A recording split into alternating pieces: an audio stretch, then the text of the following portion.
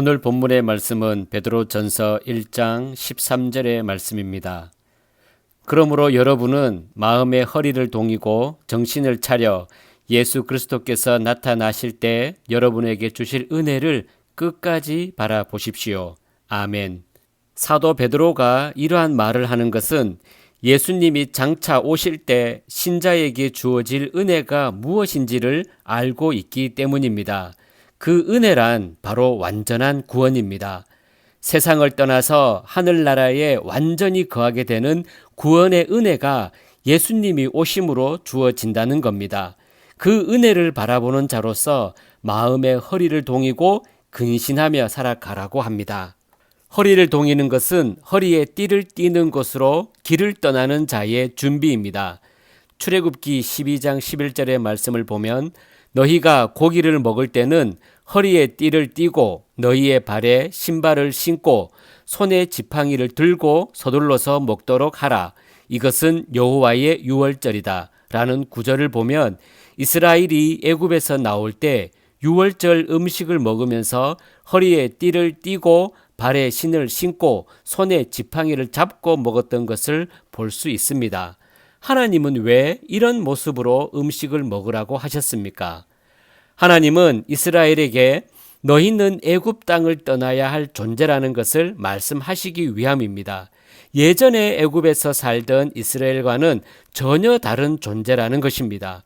애굽의 방식으로 살아가던 삶은 이제는 끝났음을 말하는 것입니다. 그것이 유월절 음식을 특이한 모습으로 먹게 하시는 하나님의 의도입니다. 유월절에 먹은 양은 그냥 양이 아니라 희생의 양입니다. 유월절의 양은 양의 죽음이 아니라 이스라엘의 죽음을 담아서 보여주고 있습니다.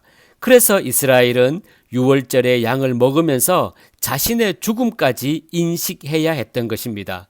그것은 어떤 죽음입니까? 애굽 땅에서의 삶은 이제 죽었다는 의미입니다. 이것이 애굽에서 떠나는 진정한 의미입니다. 단순히 생활하는 터전을 다른 곳으로 옮기는 의미가 아니다라는 것입니다. 따라서 마음의 허리를 동이라는 것은 마음을 세상에 두지 말라는 것입니다.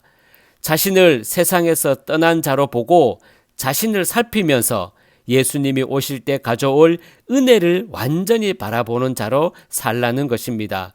이것이 하나님의 구속의 은혜를 아는 신자가 세상에 머물러 있는 동안 두어야 할 마음입니다. 사도는 신자를 나그네라고 말합니다. 세상에 완전히 거할 곳도 없고 집도 자신이 거할 곳으로 여기지 않습니다. 그저 잠시 육신이 머무는 공간으로 여길 뿐입니다. 만약 신자가 주님이 가져오실 은혜의 부요함을 소망하지 않는다는 것이 곧 마음이 애굽에서 떠나지 않았음을 말합니다. 여러분들은 주님이 가져오실 은혜를 아시기를 바랍니다. 그리고 은혜의 부요함을 소망하고 살아가시기를 축복합니다. 주님이 가져올 은혜를 소망한다면 그것은 그 마음이 이미 세상에서 떠났음을 뜻합니다. 세상에서의 삶에 마음을 두는 것이 아니라 주님이 오심으로써 이루어질 영원한 나라에서 영원히 사는 그날을 바라본다는 것입니다. 이 믿음으로 시련도 이기게 되는 것입니다.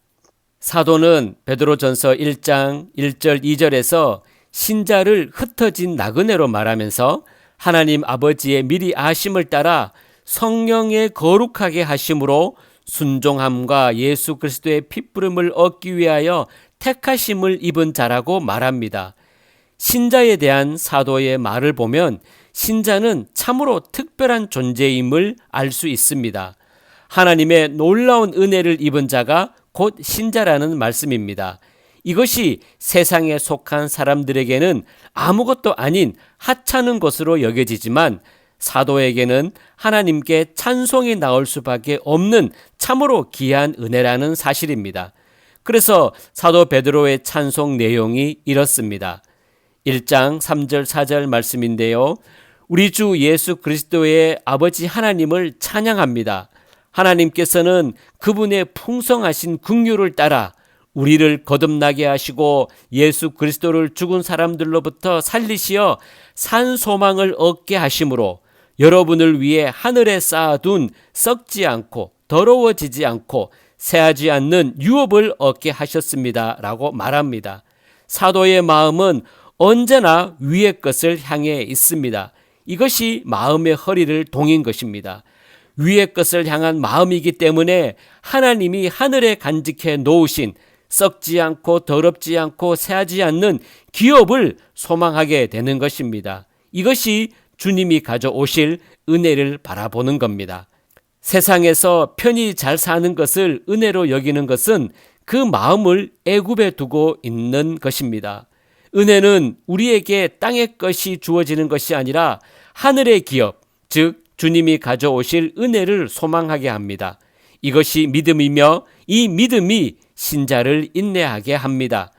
마음의 허리를 동이는 것은 위의 것을 소망하게 합니다. 주님이 가져오실 은혜의 소망을 두는 진정한 신자가 되시기를 주님의 이름으로 축복합니다.